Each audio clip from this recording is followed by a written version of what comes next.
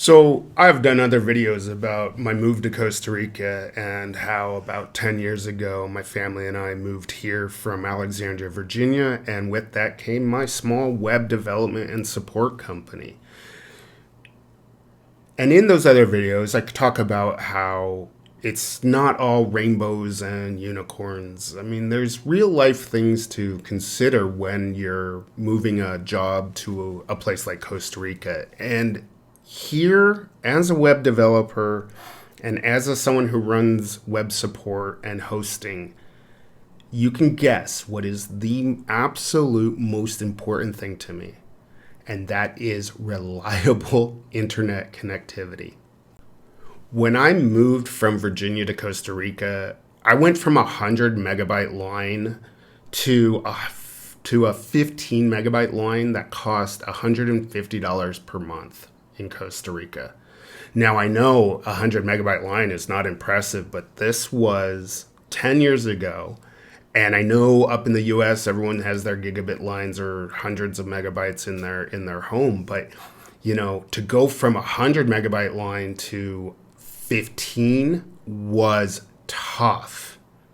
Not only that, it did go down all the time. There's one thing I will say about Costa Rica, even compared to our neighborhood in Virginia. When something goes down, they get it working very quickly, which is impressive and super helpful, and probably one of the reasons why I haven't abandoned this adventure yet.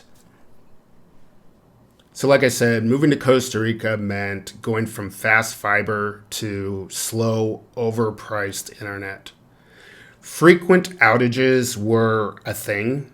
Sometimes they last for hours, and in the beginning, 10 years ago, it seemed like an every other day occurrence. It was tough. This was definitely something I didn't share with my clients.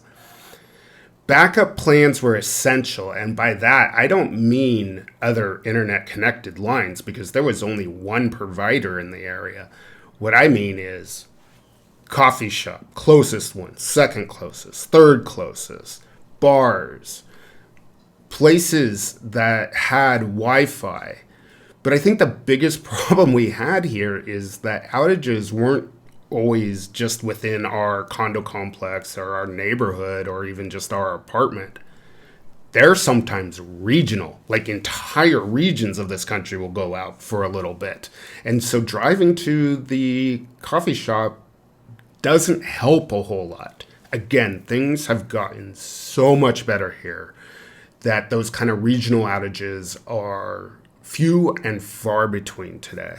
So I have definitely adapted over the years. I mean, there were definitely times where I had freak out moments where I almost got on a plane and flew back to the US. And there was even one time where I was working with a client to launch a site, and literally the moment I did their DNS records, we lost connectivity. So there's me driving from cafe to cafe, from bar to bar, trying to find someone who has internet. It can be very nerve-wracking to live somewhere like Costa Rica where the technology is still very much in a development status, but it's gotten so much better over time. Today, I have a 350 megabyte line that's connected to my apartment here, and it's pretty darn good, but reliability is still an issue. I think it probably goes out every time it rains. And if you know anything about the Pacific coast of Costa Rica, you have about 6 months of no rain and 6 months of rain. So that can be a problem for part of the year. So today I have a backup, and it's pretty cool. I don't know if anyone remembers this, but WiMAX. Basically, it's Wi-Fi on steroids. There is a tower down the beach that broadcasts what is basically Wi-Fi, high-speed Wi-Fi. It's very expensive. It costs, I think, $120 a month for a 20 megabyte line. But that is my backup. And so I now have a dual WAN router so that when primary goes down, secondary kicks in, and it works great. I even have battery backups for all this, and so when the primary goes down, I can use the secondary for hours with even without power, which is awesome. So you can see that over the years I've learned my lessons, and I went from that 15 megabyte line that would go down and I'd freak out to now having more sophisticated backup systems and power backup systems, mostly because they're available now and not because I got smarter about it. They just were not available when we moved here. So every year it gets better and better. The speeds improve, the connectivity improves, and I get smarter about how to prepare for outages. Now, it's still not perfect. We still have regular outages or weird just slowdowns where it's not an outage. It's not even enough to kick in my backup system. Things just slow down, and it's so frustrating. If any of you work in tech or do web development and you just need to push up something or deploy a change and your client's waiting for it, nothing is more frustrating when there's just enough internet to not trigger your backup line, but nothing's getting done. So latency issues are a big problem. It does take me a while to do certain things. Our Netflix spins when we try and turn it on. So there's definitely some issues, and it's not a perfect system. And I always get nervous when my video calls get a little bit glitchy, because again, I don't want my clients to think that I'm somewhere that might be unreliable in terms of connectivity. The other big thing, and I talked about this in one of my other videos, is that this is Costa Rica. We don't have big box stores. There is no Best Buy. I don't have Amazon next day delivery. We don't have a Walmart. So if my router fries or I need a new Wi-Fi access point, I'm not running to the store. I've got to figure out how to get that equipment and get it here in time.